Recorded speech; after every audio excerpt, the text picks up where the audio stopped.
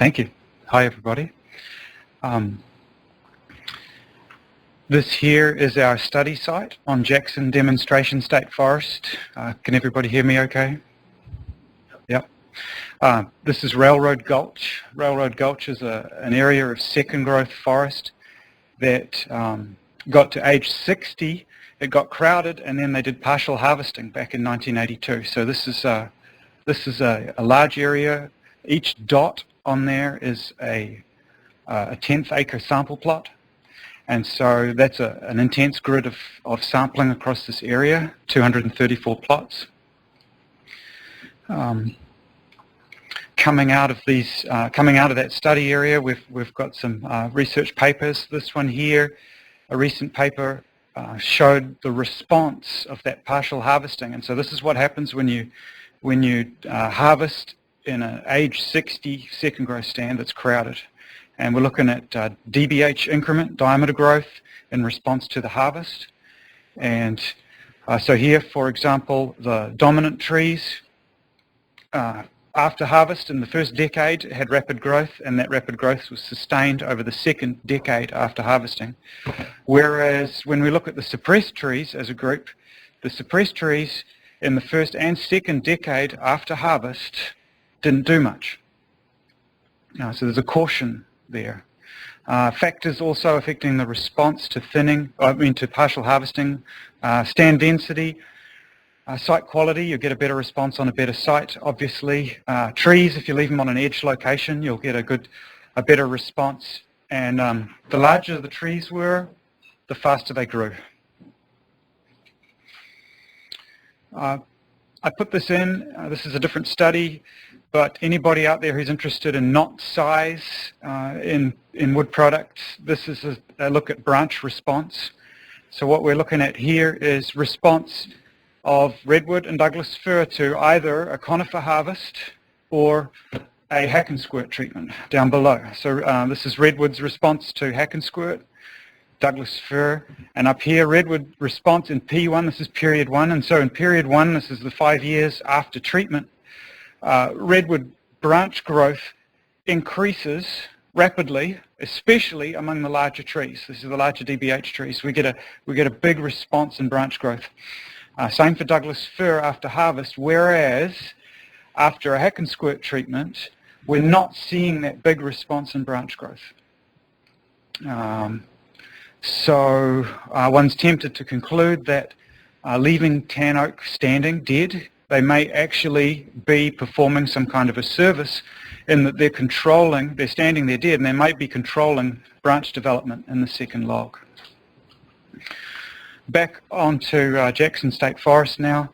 At Railroad Gulch, we studied the relationship between stand growth and a whole lot of variables that we hypothesized might be controlling growth. So we looked at forest structure in each one of those plots. So every single plot, we looked at forest structure, species composition, soil properties, topography, and we came up with this. And this is a published paper, and in that paper you'll see we put a table here with a laundry list of all the variables that we looked at, biophysical variables.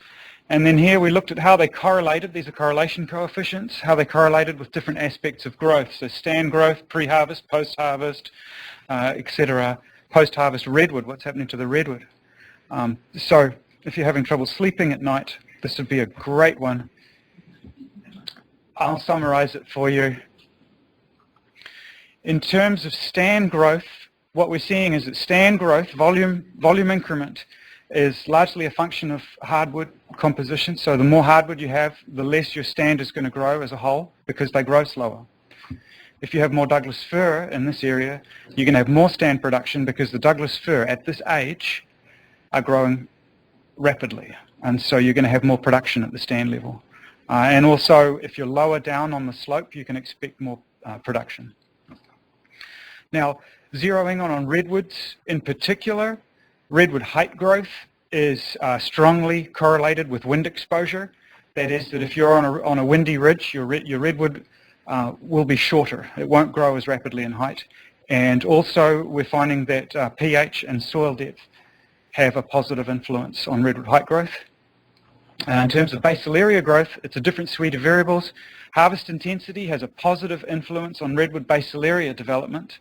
I think that makes sense. Redwoods are responding to the increased growing space with diameter. And also wind exposure is having a positive effect on basal area development, as is light, sunlight, solar insolation. Now to note here, and this is the sort of where I wanted to go today with this talk, is that many of these influential variables can be remotely sensed.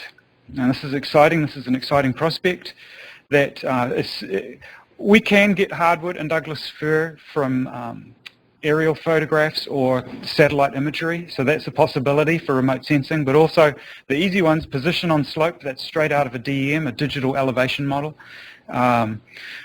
Wind exposure, straight off the digital elevation model. There's scripts that'll do that for you, and solar insolation. So these are strong drivers of growth, and we can remotely sense them. So here's an example, GIS analysis of sunlight or solar insolation. First off, we did a canopy elevation model, and so what this map is showing the canopy height, and that's just dominant height. And so we take dominant height and we just interpolate between the plots, and then from that canopy height, we run a tool in GIS, a few clicks, and you've got your sunlight that's hitting each part of that canopy differently. So each dot, the colored dots, are representing different amounts of sunlight being received by the canopy over the growing season. So you'll notice that south-facing slopes have received more light than a north-facing slope, etc. But it's all about where the canopy is. The canopy's there to receive it.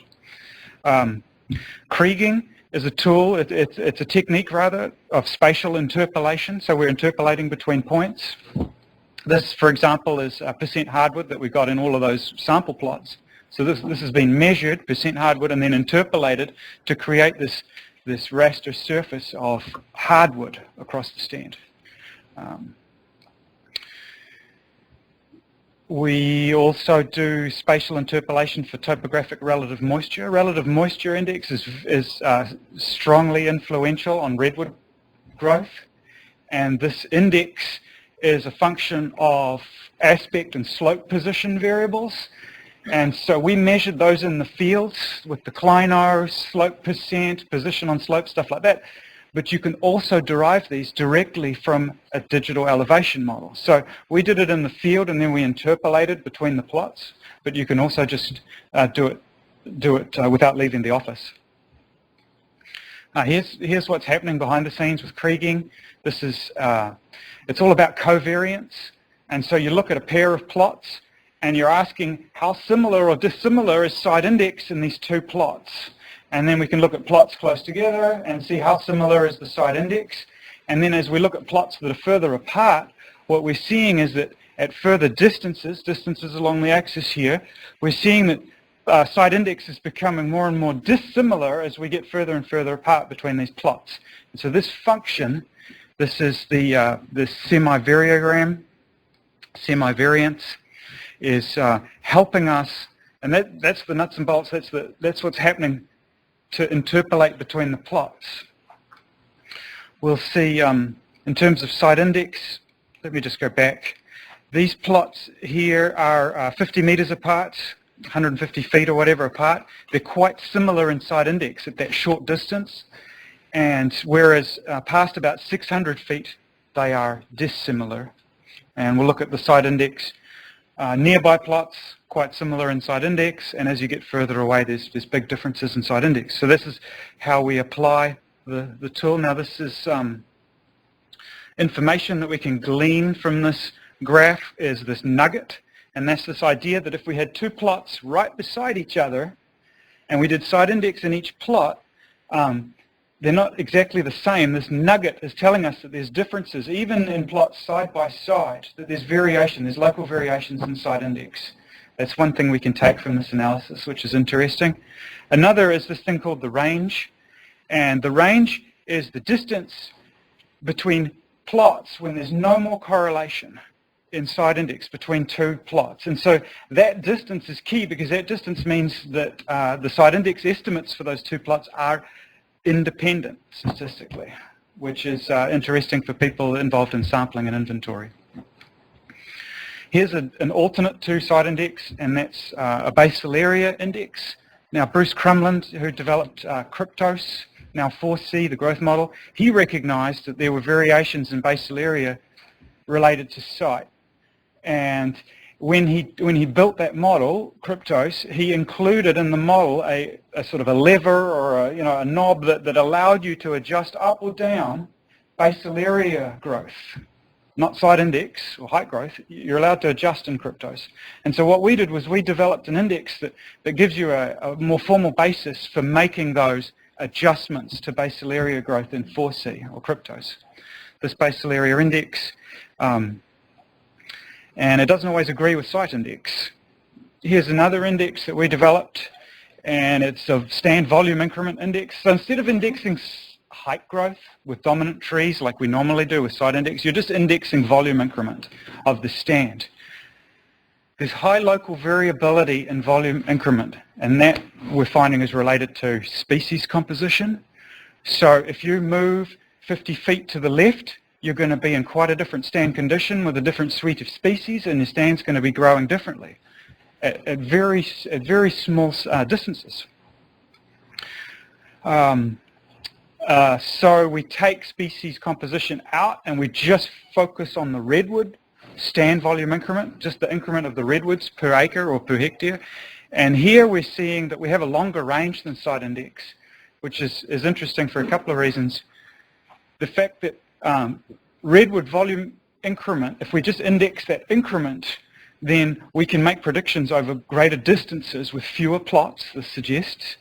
Or said another way, that if you want to have sampling with plots that are independent, you need to put them at least 1,500 feet apart. And that could represent a significant savings in inventory if you want to think about that opportunity here. So, wrapping up, take-home messages. One, I didn't put it on here, but anytime somebody says to you, oh, redwood will respond to cutting or treatment or thinning, you might just stop and say, well, hang on a minute. How crowded was the stand? What kind of condition? How much crown do they have left on them? Is it a good site? There are a lot of variables influencing redwood's response. And we might also think about that in our silviculture, in which trees we take and which trees we leave behind. But the next message is that redwood height and basal area or diameter growth proceeds fairly independently in this species. It's unlike a lot of tree species. If you, for example, you might have a really good site with a ridge, on a ridge top, and the trees are going to be short because they have wind exposure on the ridge. However, it's a really good site, and they're going to do a whole lot of basal area instead. And so if you go in and put your plot in, and you get site index from that ridge, what are you going to get for a site index estimate? You're going to get a fairly small estimate, and it could be misleading in that you may take that measurement to say this is a poor site, and you may adjust your management accordingly or your valuation, and you might get it wrong. So just a sort of big caution there. And then finally, the silver lining, the bright spot in all of this is that a lot of this stuff can be remotely sensed, the real strong drivers of redwood growth. So many people to thank throughout these studies and funding sources, and John Helms, professor from Berkeley, who actually laid out this study. I don't think he had this type of analysis, spatial analysis in mind, but we're grateful that he laid this study out back in 1982. Do we have any questions? Yeah, we have 5 minutes. Cool. Hey. There's some funny looking little halos around some of those plots and Kriging as well. Explanation of what you do there. So the question was, there were some halos around some of the plots. Can we just, we'll cycle, and wondering what's going on there, I'll cycle back. Are we talking about this one, for example? Yeah. Or there are plots, I'm guessing there are plots that diverge substantially from sort of the neighboring plots.